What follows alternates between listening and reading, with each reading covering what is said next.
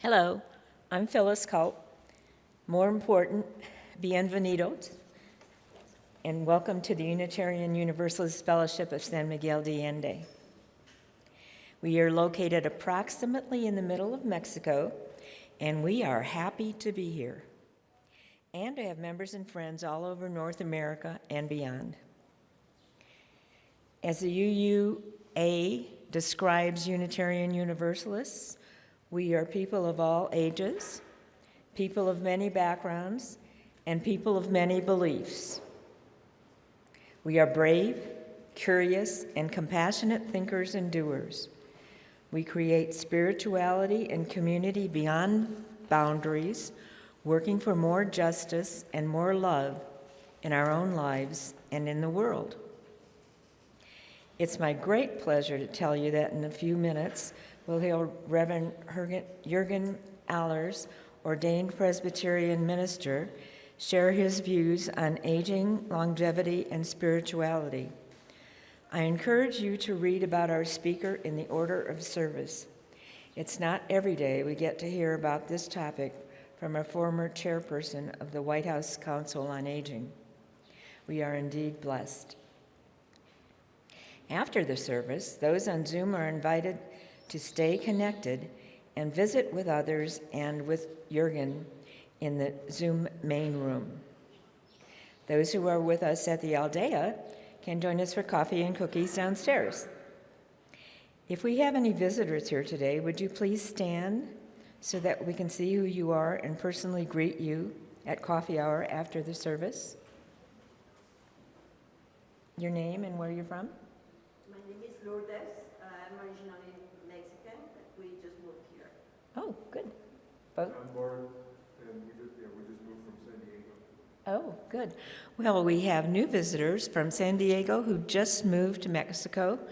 One of them returning from her Mexican native place. Good.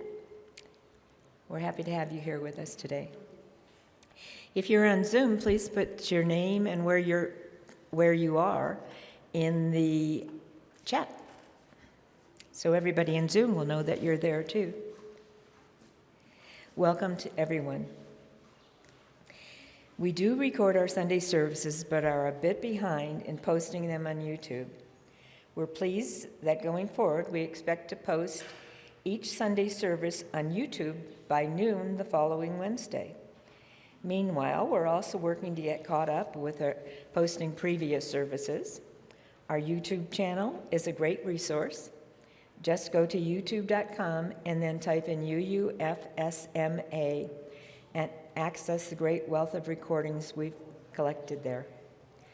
Finally, please check the order of service or our website, UUFSMA.org, to see the various events sponsored by the fellowship and information on how to become a member. And now we'll light our chalice. We light this chalice, symbol of our purpose and covenant, to bring more light, love, and justice into the world. We light this chalice, knowing this worship service is attended by our sisters and brothers near and far, not bound by walls, but connected by the web of life. Thank you. Let's join our voices together in song, hymn number 108, My Life Flows On in Endless Song. I invite you to stand as you're willing and able. Words will appear on the screen.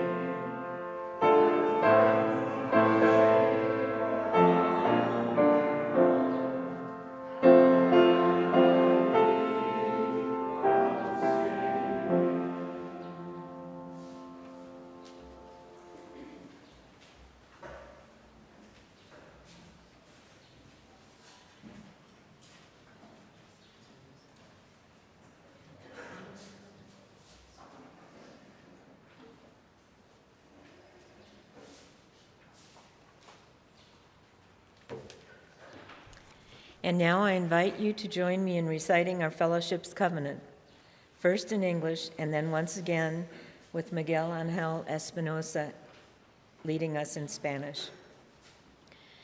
We respect the interdependent web of life and work for a just and peaceful world.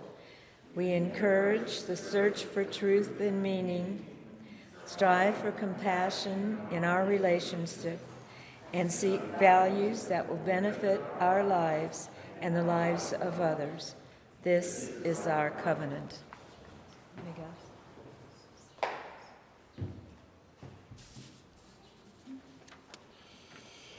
Respetamos todos los estilos de vida dentro de su red interdependiente y trabajamos por un mundo justo y pacífico. Alentamos la búsqueda de la verdad y la comprensión total.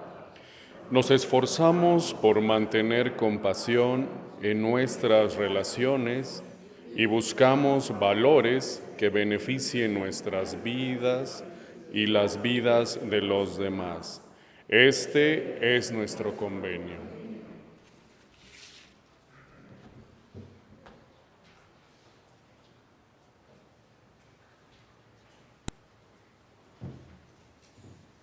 Good morning to everyone gathered here at the Aldea. It's great to see you, and those of you who are joining us out in Zoom land, we cannot see you, but we definitely welcome your presence.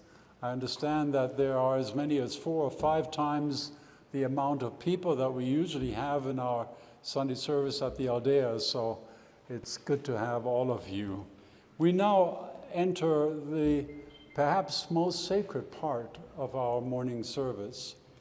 We are a covenantal community, and as we have just shared our covenant, that says very boldly that we embrace the interdependent web of life, that we wish for that we work for a just and peaceful world, and that we honor the dignity and the worth of every individual. Well, in that same spirit, we share the joys and the concerns that within our own community have been raised, that we now want to light a candle for each of the joys, concerns, and sorrows that have been indicated. And those of you in Zoom land, if you would have a joy and concern that we do not have yet, then just put it in the chat box, and I will bring it to the brightening of a candle toward the end. The first candle is one of great joy. A brand new grandson has been born to Kathy Canepa and Dan Newspiel. His name is Wesley, and he entered our world yesterday morning, and both mom and son are doing very well. And this from Jim Harper and Betsy Davies. We light a candle in memory of their very good friend, San Miguel neighbor and UU Fellowship member, Karen Lambretti, who died in surgery this past week in Reno after being medevaced from Mexico. She was a vibrant woman whose passing comes as a shock to many. And she leaves behind her husband, Rick. They have been married for 52 years. This is also a candle of support to Rick and to all their friends and family at this sudden, shocking loss. This candle, the next candle, comes as a request from Cliff Durand,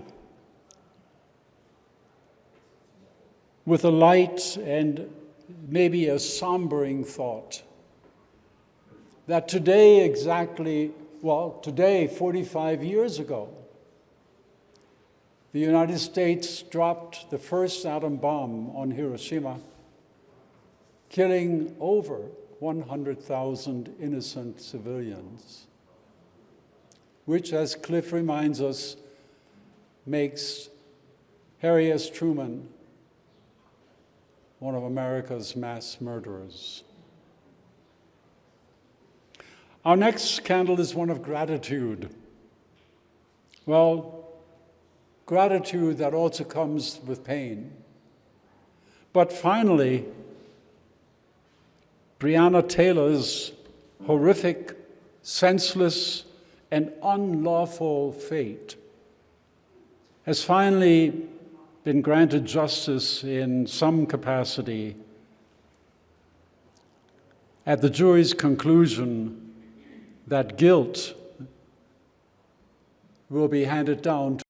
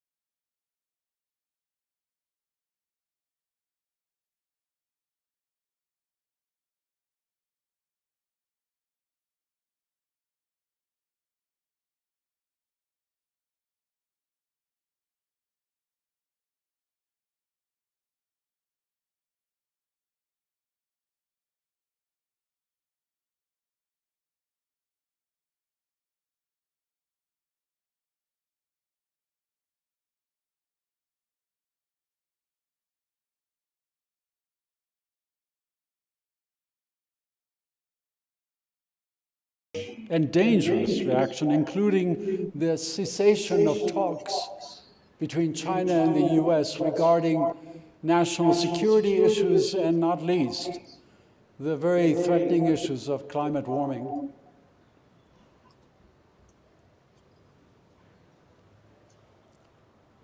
And as every Sunday now for months, we light a candle for Ukraine.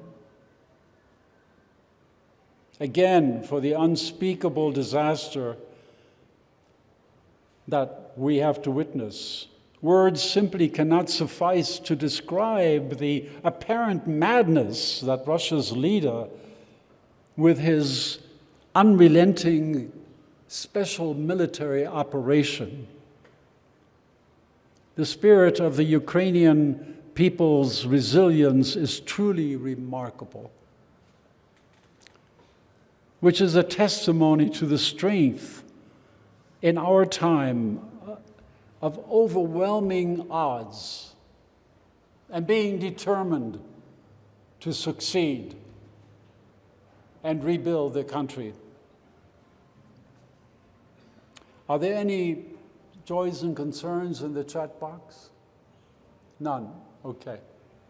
So finally, we light our candle of joys, concerns that may not have been expressed but lie deeply within our hearts. May these joys and concerns burn brightly into this next week.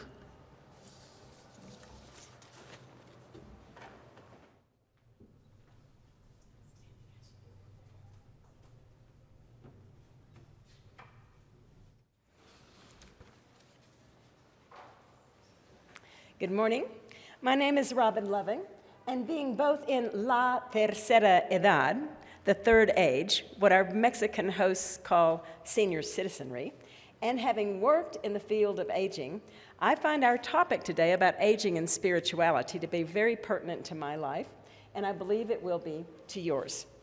You're going to hear today about thriving through compassion, about rising to find our nobleness.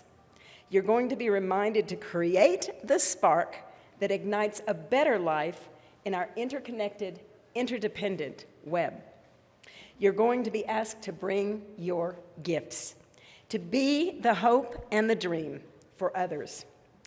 Giving is a way of putting energy behind our vision, and our collective vision includes taking care of our fellowship and helping those in our community who are less fortunate. One of the ways we do this is through our weekly offering. Some of us give through our annual pledges, others when the basket is passed, yet others through our website at UUFSMA.org. And all of us give when the Spirit moves us, and your spirit will be moved today. We collect the offering to sustain and strengthen the place that we call sacred, a community of hope that benefits our lives and the lives of others. Through our collections, we are giving energy to that hope for a better world. Feel your interconnectedness. It's part of the dynamic of spiritual wellness. Bring your gifts. Thank you in advance for your generosity, as the offering will now be collected and most gratefully received.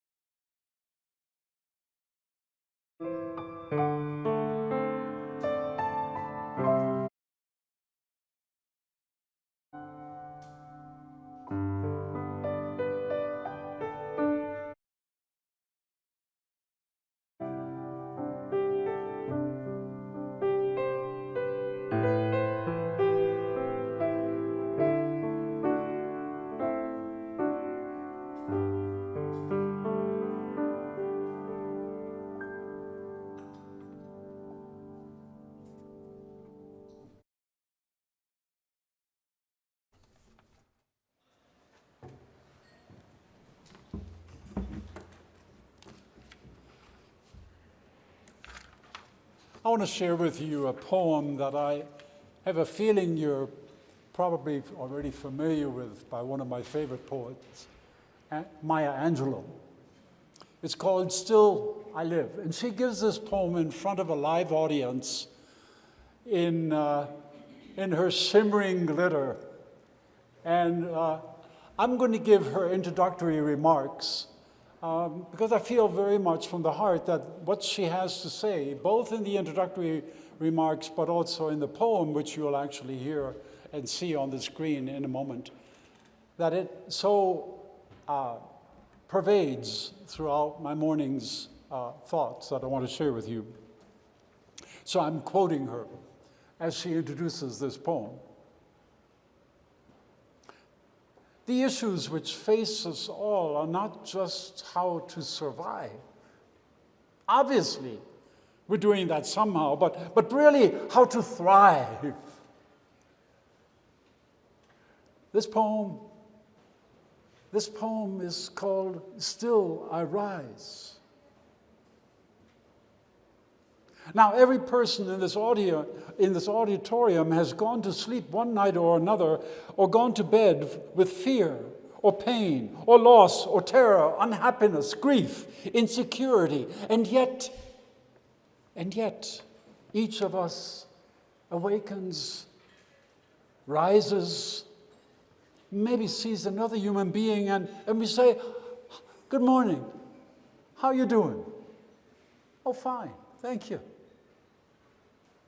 Now, wherever that abides, wherever that exchange happens, there life lives.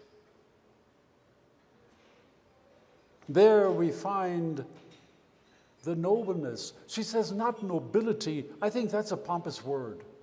But the nobleness of the human spirit. That we rise. You may write me down in history with your bitter, twisted lies. You may trod me in the very dirt, but still like dust, I'll rise. Does my sassiness upset you? Why are you beset with gloom? Just because I walk as if I have oil wells pumping in my living room. Just like moons and like suns with the certainty of tides, just like hope springing high, still I rise. Did you want to see me broken, bowed head and lowered eyes, shoulders falling down like teardrops, weakened by my soulful cries? Does my sassiness upset you? Don't take it so hard just because I laugh, as if I have gold mines digging in my own backyard. You can shoot me with your words, you can cut me with your lies, you can kill me with your hatefulness, but just like life, I rise. Does my sexiness offend you? Oh. Does it come as a surprise that I dance? As if I have diamonds at the meeting of my thighs. Out of the huts of history's shame I rise. Up from a past rooted in pain I rise. A black ocean leaping and wide, welling and swelling and bearing in the tide. Leaving behind nights of terror and fear I rise. Into a daybreak miraculously clear I rise. Bringing the gifts that my ancestors gave. I am the hope and the dream of the slave. And so, wow. There I go.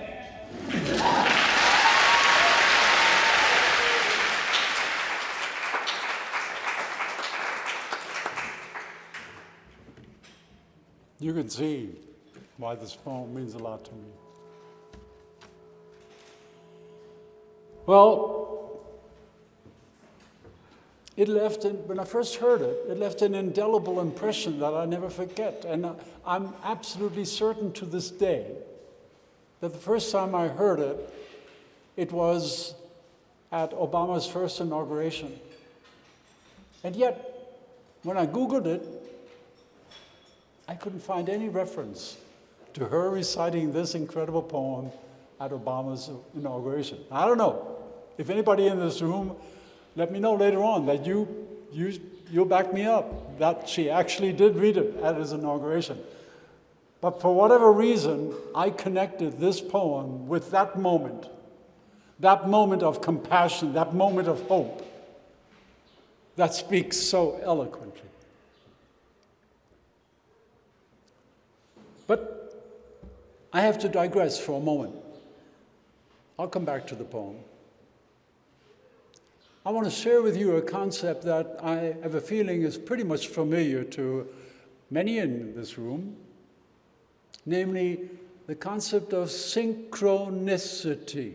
Synchronicity, which is defined as the simultaneous occurrence of events which appear significantly related and yet have no discernible causal connection. About 100 years ago, C.G. Jung first introduced this concept. C.G. Jung, the great psychiatrist, first introduced this concept, and his words were subjective meaning of simultaneous occurrence of events or a series of events that have no rational or objective proof. Has any one of you experienced synchronicity? Aha, I have. There's wonder, there's curiosity, there's mystery involved when we discover synchronous? When we discover synchronicity actually causing a series of events. And I cannot help but stand in awe of that discovery. Personally, it would take me hours to share with you how synchronicity has shaped my richly diverse over the past 83 years. And the older I get, the more easily I'm able to connect the dots of my life's journey, even to what brought me here to San Miguel. In fact, I relish standing in the mystery of interrelated events unfolding, ever moving me toward a deeper sense of my life's purpose. Let me give you just one example. In 1974, I was recruited from the larger Presbyterian denomination of which I was a member, the United Presbyterian Church in the USA, to come south, namely to Atlanta, the headquarters of the General Executive Board, what is more commonly referred to as the GEB, of the Southern Presbyterian Church known as the PCUS, which split off, by the way, in the 1860s because of the whole issue of slavery and the Civil War. So I was called to come south and to assume the leadership of adult educational strategies. In a few months, arriving in Atlanta, an article in JAMA, which is the Journal of the American Medical Association, predicted that by 2025, that's just 2.5 years from now, the life expectancy of people living in the West European and in the United States and North America could reach the astonishing age of 125 years. What?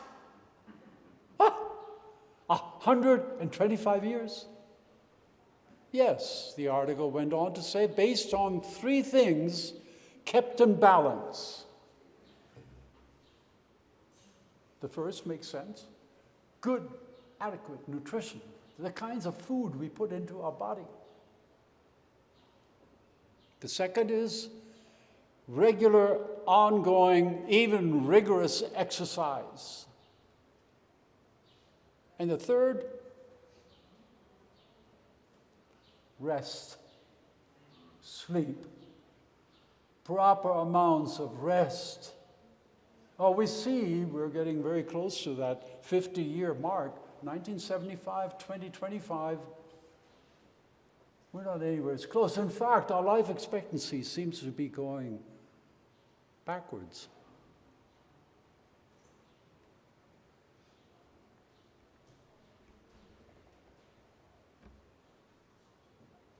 So in my opinion, something profoundly was missing in this formula. I mean, I was excited about the article, and I began internalizing it in how I would live my lifestyle, exercise, nutrition, all that makes sense. And yet something that disturbed me deeply wasn't there, which was basically an active, diverse, social, spiritual life, a life of engagement and meaningful interaction, interconnectedness.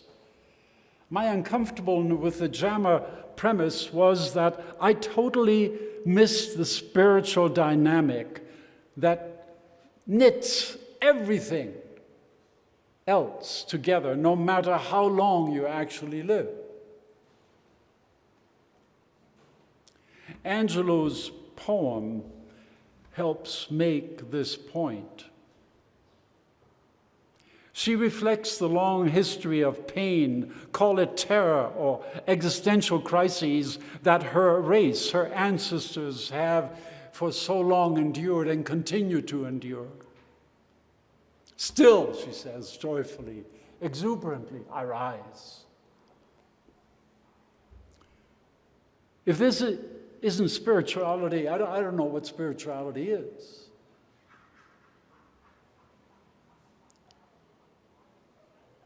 I don't know, I firmly believe that during times of slavery, what helped sustain her ancestors were what we later called Negro spirituals, that gave expression to some semblance of community and relationships and ultimately to hope, even in the midst of their unfathomable suffering.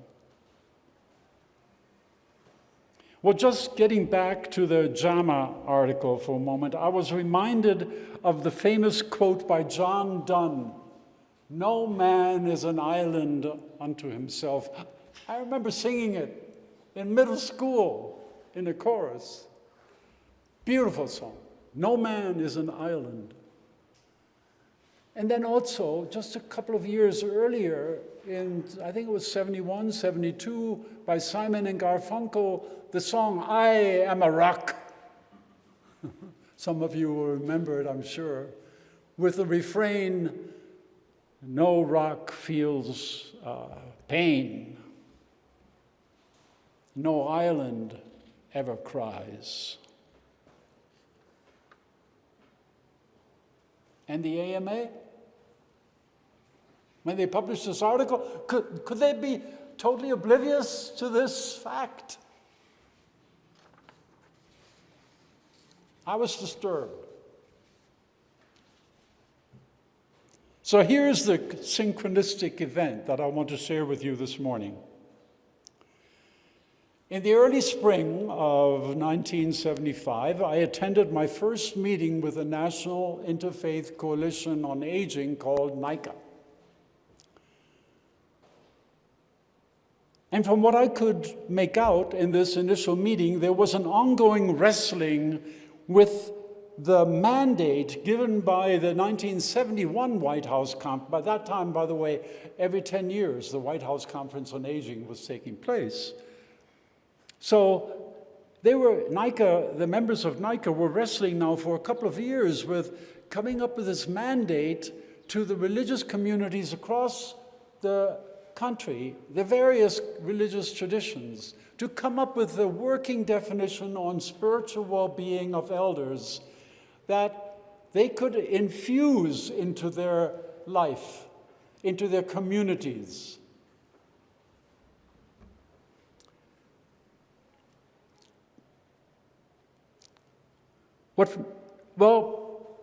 It seemed to me that looking back and being here today, that it seems they were looking for a UU person to write that definition.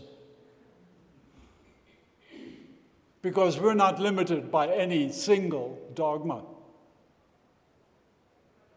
As Phyllis shared in our opening words, our welcoming words, we're open to all traditions and to all beliefs and even to none. Well, I always love being challenged. So back in Atlanta, several days after attending this first meeting with the NICA, riding home in my usual bus commute to Decatur, Georgia, being disturbed by the JAMA article and witnessing the wrestling of the members of NICA over a 2-day conference of not yet coming up with a meaningful definition that all faiths could ascribe to, suddenly in a flash, literally in a flash, it came to me, and quickly I took out pen to paper and I wrote it down.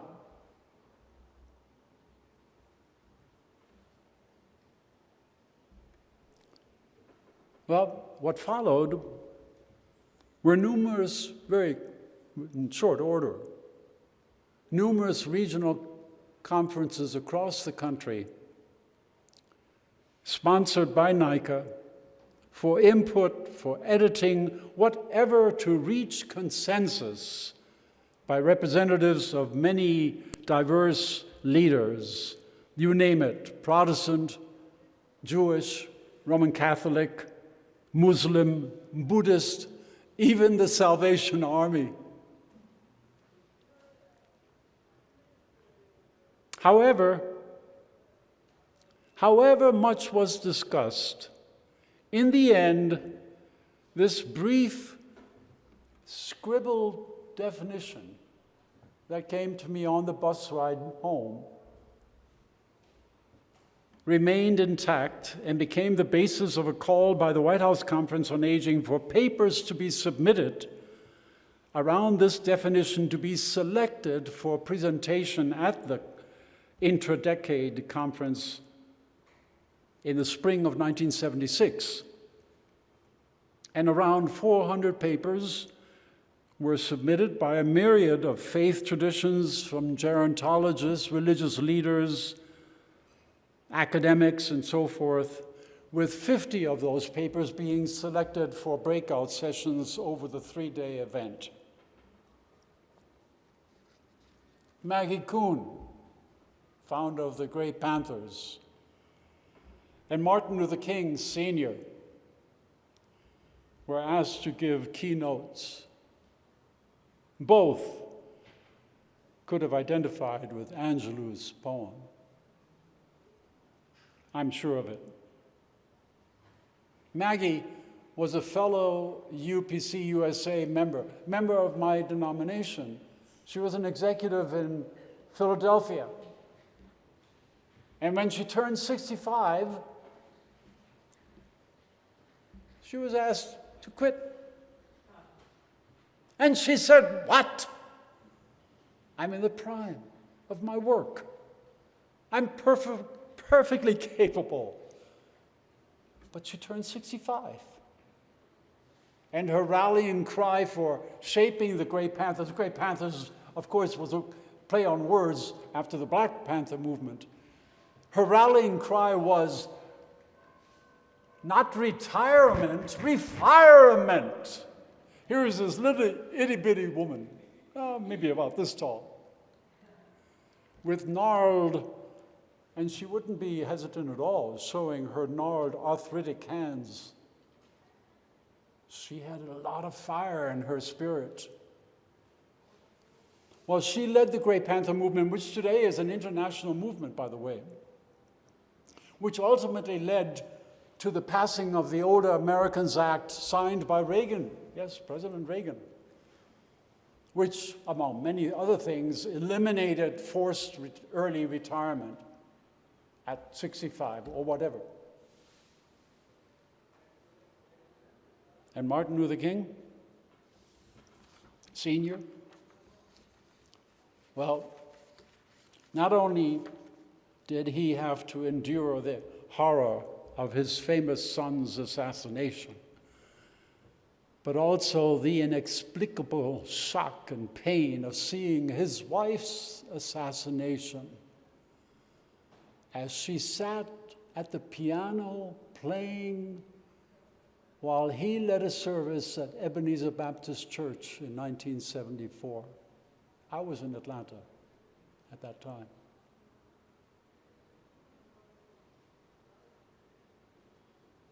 Both of these giants in the world of American elders were noble witnesses to the power of the human spirit. And I was honored after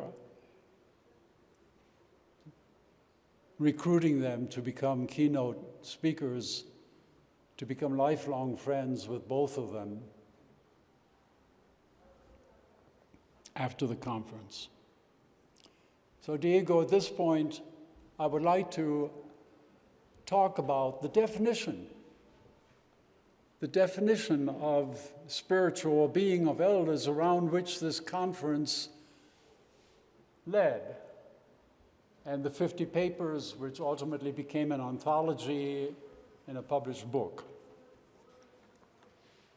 And by the way, as the definition will appear on the screen, I will give a little elaboration to it, which essentially were the summation of my opening remarks at the commencement of the White House Conference on Aging in 1976. So spiritual well-being is the affirmation of life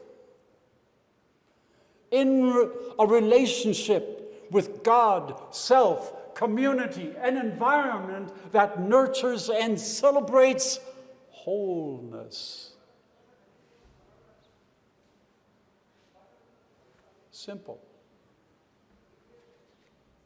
And yet, each word is meant for reflection, and deeper reflection, and then translation into act. The spiritual is not one dimension among many in life. Rather, it permeates and gives meaning to all of life. The term spiritual wellness, therefore, indicates wholeness, holiness in contrast to the fragmentation and isolation. Spiritual connotes our dependent relationship to and with the source of life, commonly known as God, Allah, the Tao, the universal creative sustaining life force behind the entire life cycle. This affirmation includes one's love of beauty, of music, of nature,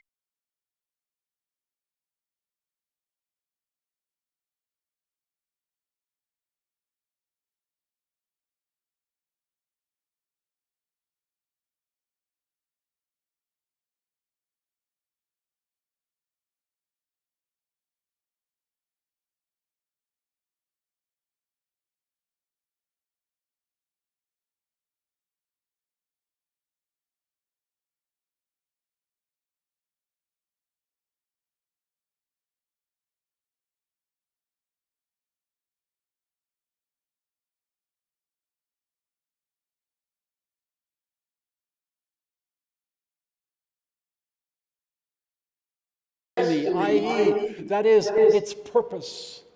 In the light of that destiny, it is the love of one's own life and its interconnectedness with others, together with concern and care or action for one's community, society, and the whole of creation, which defines the dynamic of spiritual wellness. A person's affirmation of life is often rooted in, but not limited to, his membership and participation in a community of faith.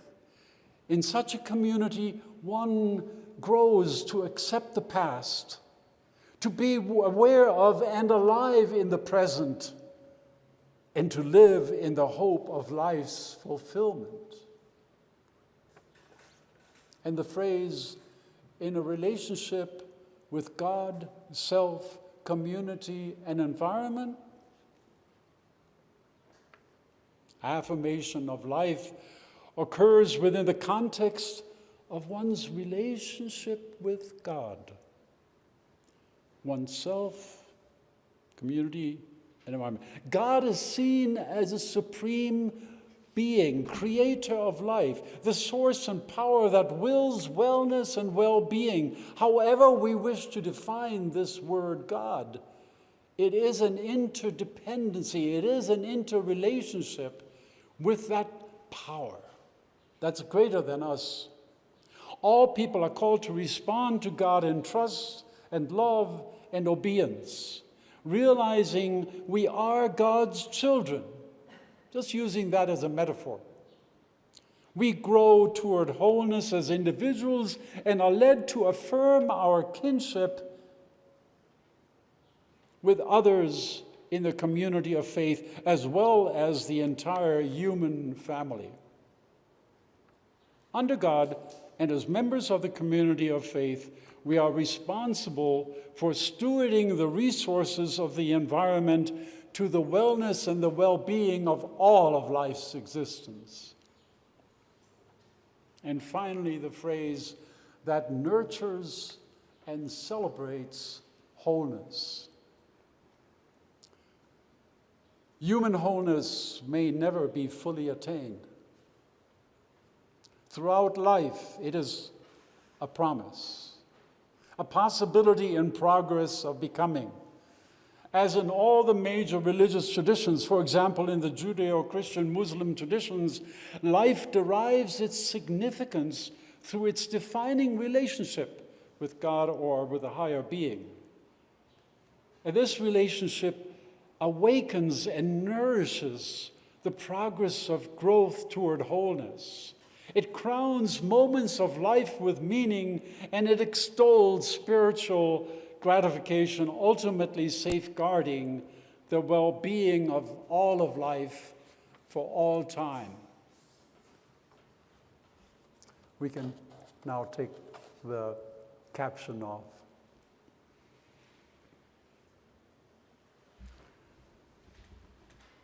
So people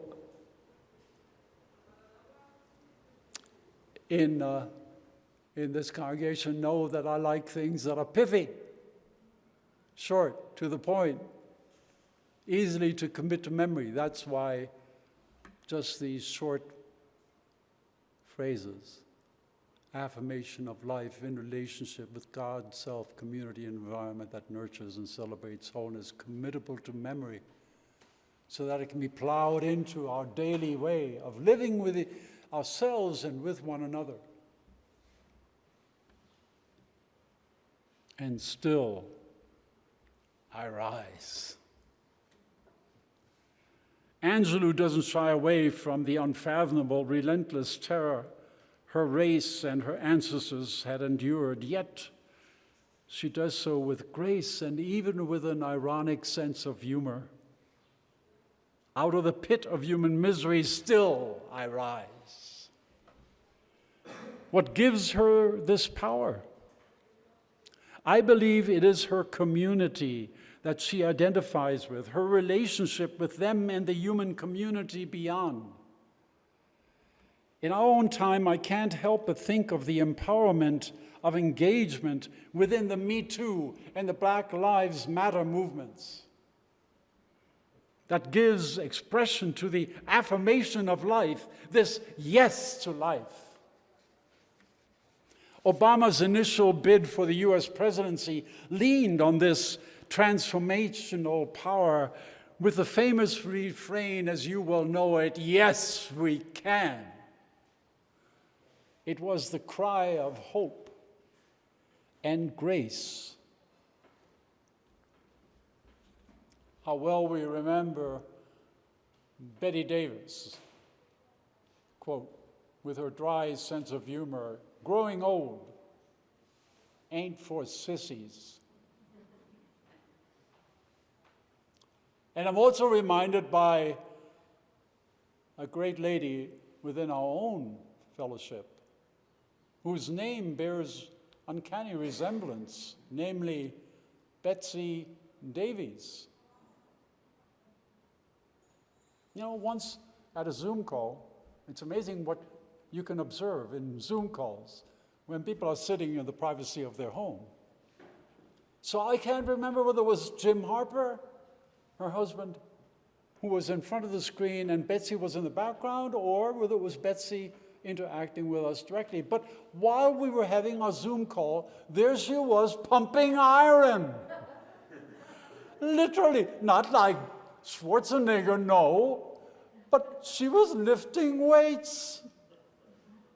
I said, wow. And in the South, you would say, "Go, girl, you hear?" Betsy, if you're watching, that moment will live with me forever because it was so inspiring to watch you lift your weights with determination. Still, I rise. It's grit, it's determination, it's discipline, call it what you may, but the human spirit, when it's owned and integrated into life, it can be transformative. It can add years to your life. The article by Jama had that part right. It takes discernment and determination and commitment to select the proper foods, to commit yourself to regular, even rigorous exercise, to commit it and keep it going as long as you breathe, if possible. And to get rest, to make sure that you get rest. In our times, we get so distracted. We're not moving toward wholeness because we've got this little buzzer all the time with us, don't we? That keeps our attention span limited.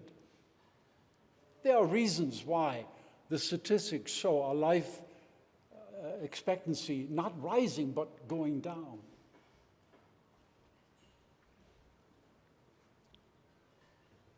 My body, for example, is but an earthen vessel. Fragile, yes, but also agile. To be loved and taken care of, lest it falls apart prematurely. It is a responsibility that I owe, that allows me to identify with my fellow human beings, to identify with their joys and their struggles, to know my place as a steward. In whatever capacity, doing the best I can to be unto them as I would hope that they would be unto me.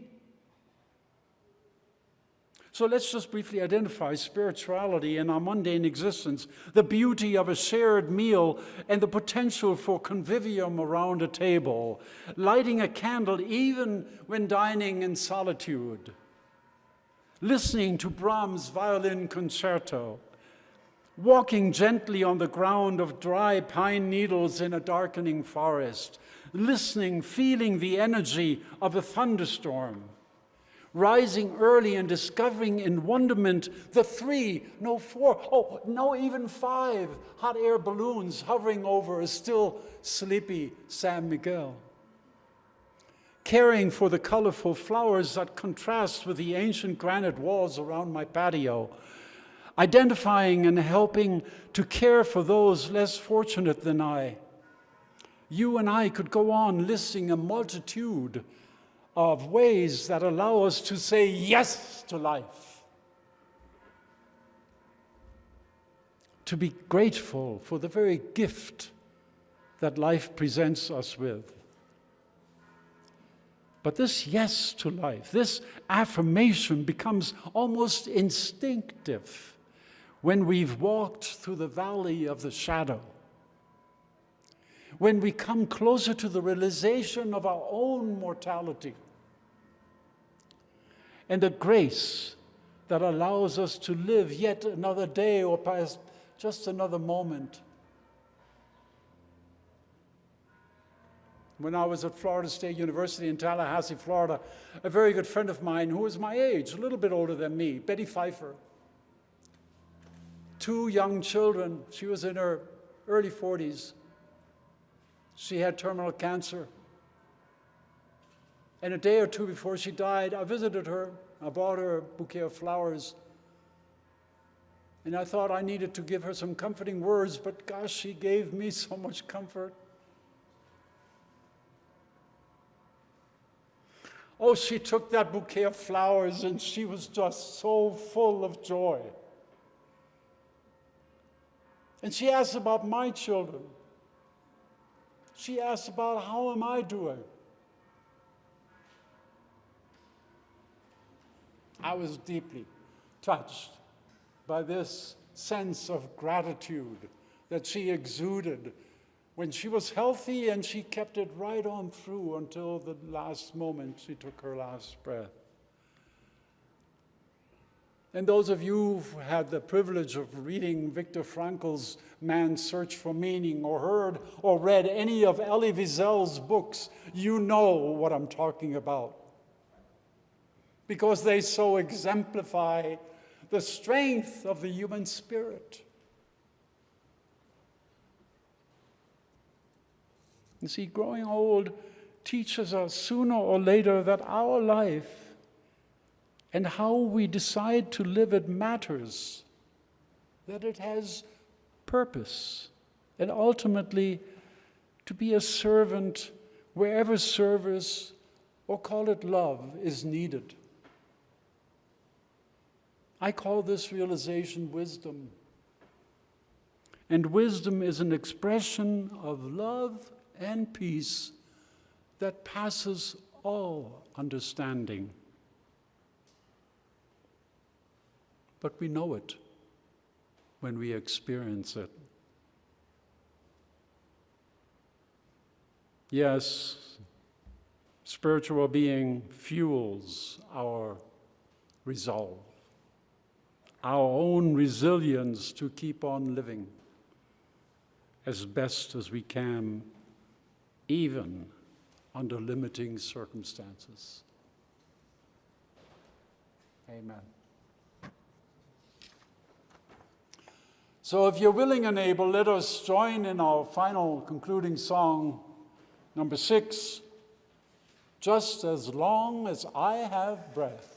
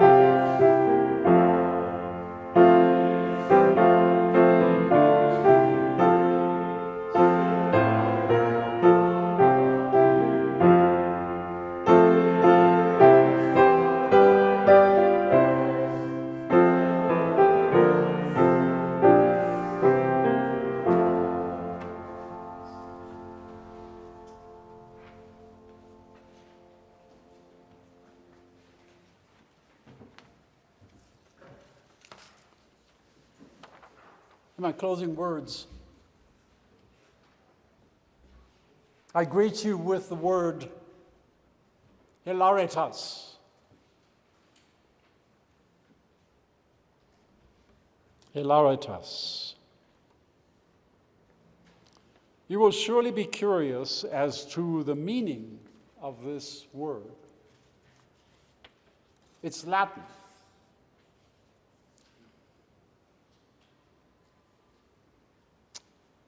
And I